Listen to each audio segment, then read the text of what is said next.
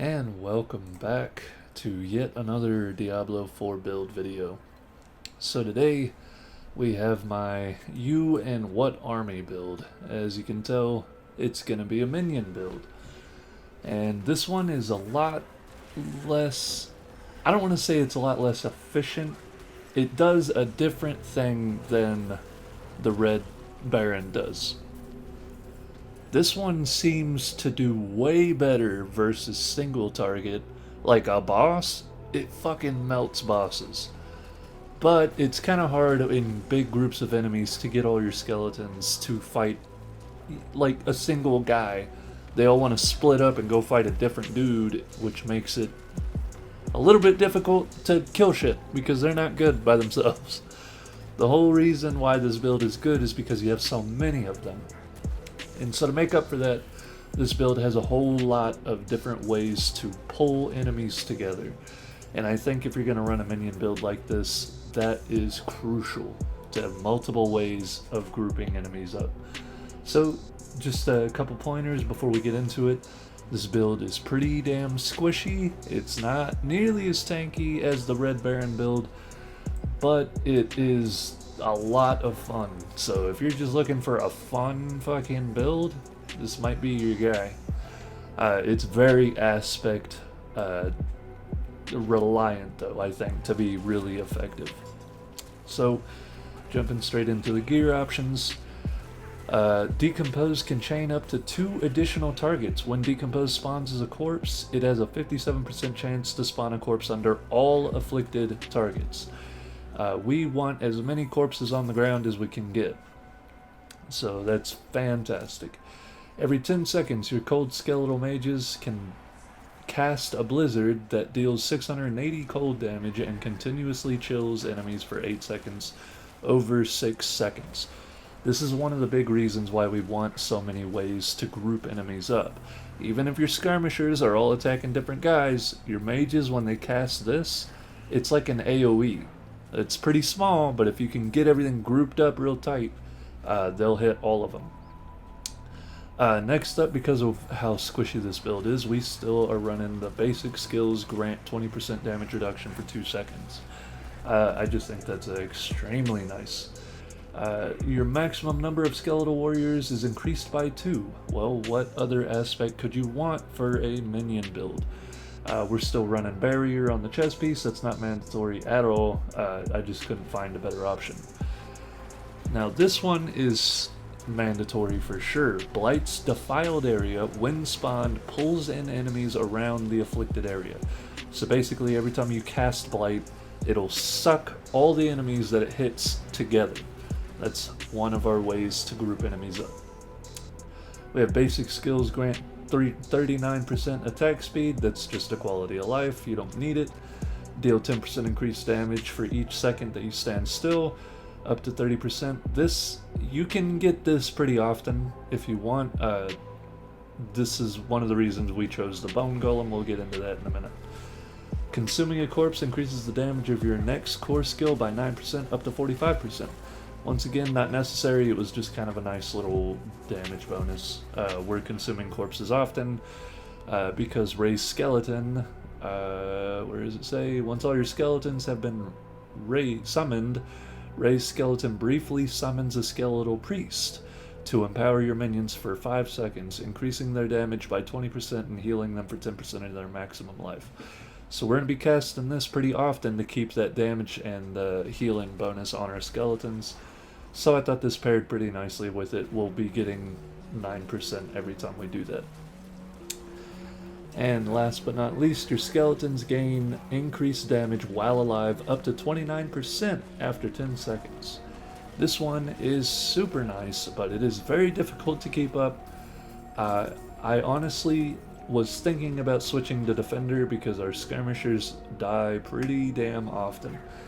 But they get 30% increased damage, so I'm on the fence about it. They have 15% reduced life, but 15% increased damage. Now the defenders get 15% increased life, but I feel like that 15% isn't going to make that big a difference. The only deal is this being an increased life for 15% makes it to where these guys are 30% tankier than these guys. I just really wasn't enjoying the Reapers. I didn't feel that they did enough for us. Obviously we're running cold mages, we have that aspect for that, and the main reason I went with that is because they're AoE and they have a good way of CCing, which is super nice for this build. And on top of that, whenever they do freeze an enemy, they are made vulnerable for 4 seconds. So if we group up a whole bunch of enemies and they cast that blizzard shit on top of them and it freezes them all, well, they're all vulnerable. I was running bone for a little while, but the bone skeletons kill themselves too much for our aspect bonus to really kick in. It says bone mages use their own bodies as projectiles, dealing heavy damage at the cost of their own life. It's so hard to keep any mages alive, let alone ones that are also killing themselves. I didn't think that the damage bonus that they got was all that worth them dying over and over for. Now the main reason we go with Bone Skelly Man, I did go with your Bones Golem gains 10% maximum life, and the amount of thorns they inherit from you is increased by 30% to 50%. That passive, I don't really have a lot of thorns in this build, so that I just really went with that for the 10% maximum life. The main reason we go Bone Golem is the active on him. Your golem becomes unstoppable and taunts nearby enemies and takes 30% reduced damage. I don't know what it is about the aggro in this game, but most enemies will fucking avoid all your skeletons and golem and come beat your ass. And so I thought it'd be really nice to have this where they'll go fuck him up instead of me. If you wanted to make like a sword and shield version of this build where you're a lot more tanky, the Iron Golem is a very excellent choice. He does a lot more damage, and his active is he'll stun enemies. So that's excellent. Now to jump into our abilities and why, I guess we'll go through all the abilities and then passives later. First up we have Decompose, tear the flesh from an enemy, dealing damage per second and forming a usable corpse with the flesh every 2.5 seconds. Well, like I said before, we need as many corpses as possible, so obvious choice. If an enemy dies while being decomposed, you gain 10 essence, nice for resource generation. You and your minions deal 10% increased damage to enemies who are being decomposed. That's the one that makes us want to go decompose, because it's all about boosting our minions' damage. They get 10% while we're decomposing. Blight. Unleash concentrated blight that deals damage and leaves behind a defiled area, dealing more damage over 6 seconds. Blight slows enemies by 25%. You and your minions deal 15% increased damage to enemies within Blight. There it is again, the damage bonus for our minions. So the basic combo, this is a lot more simple than with the Blood Mage. You cast Blight, it'll suck them all up, slow them, give your minions all that damage bonus, and then you immediately decompose them, getting even more of a damage bonus for your minions. We don't pick up any actives there or here. We do pick up corpse tendrils. Veins burst out of a corpse, pulling in enemies, stunning them for 3.18 seconds, and dealing damage to them. Enemies who are in range of corpse tendrils are slowed by 50% before being pulled.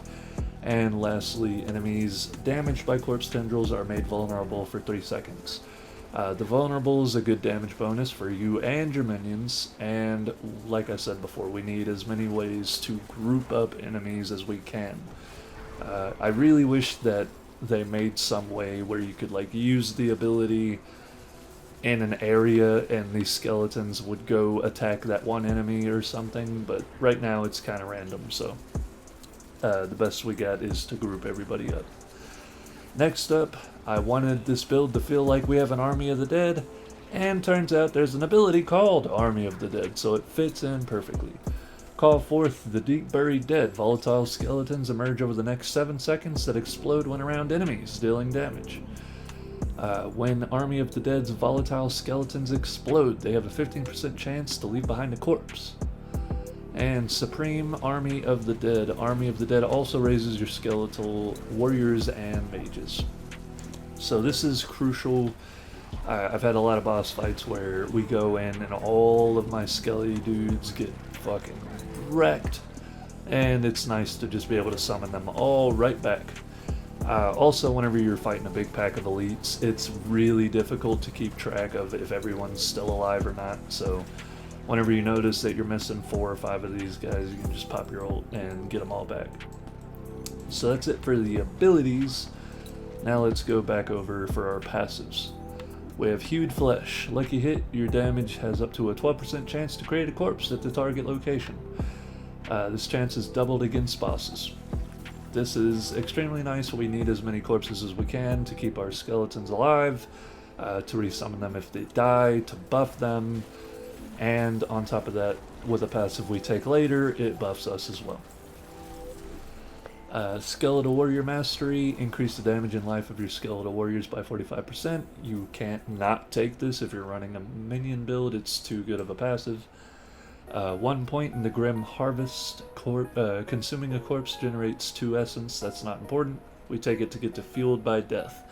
You deal 9% increased damage for 6 seconds after consuming a corpse.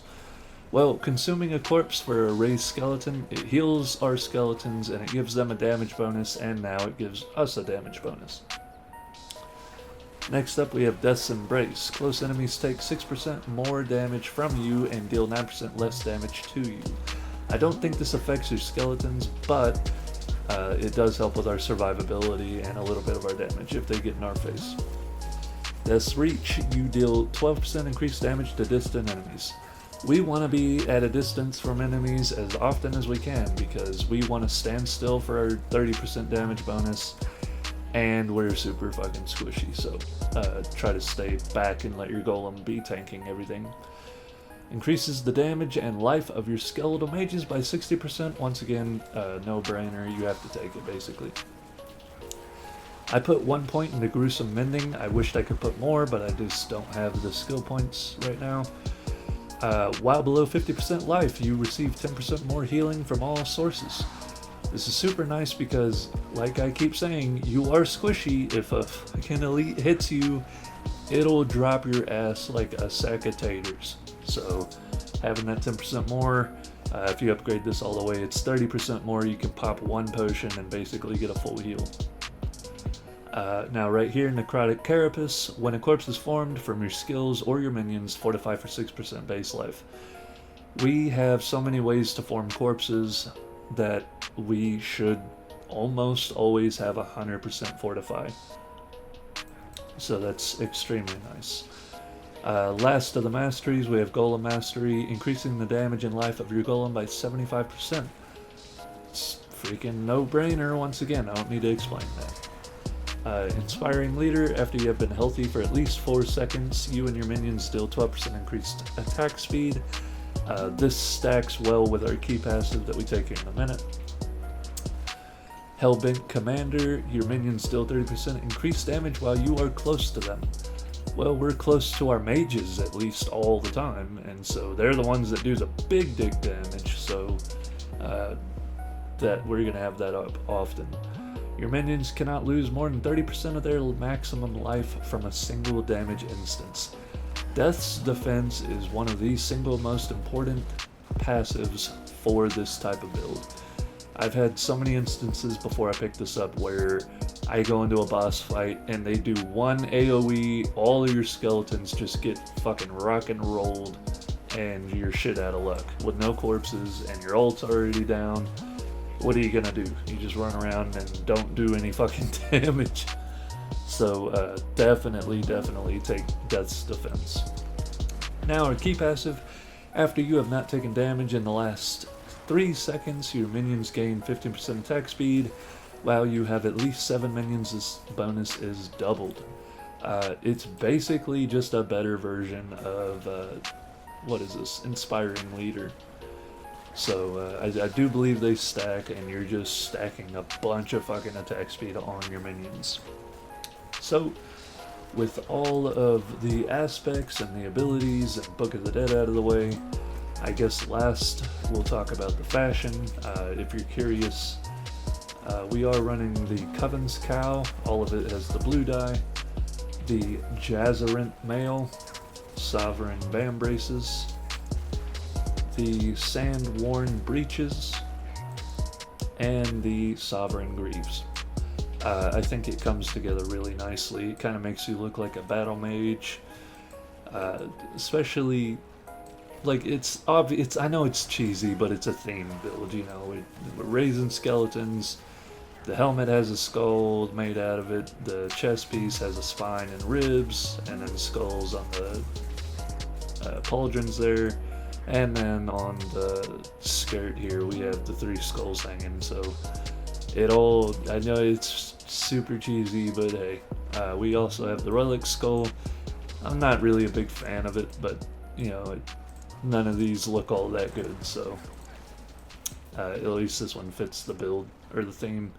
And then the spinal wand, because I want to feel like fucking Scorpion and kill people with their own goddamn spines. Or what is that, Sub-Zero? And yeah, so if you enjoyed the video, then like and subscribe. Please subscribe. I've been getting a whole bunch of views lately, but barely any subscribers, so if you would not mind hitting that button, that would be grand. So have yourselves a very fine day.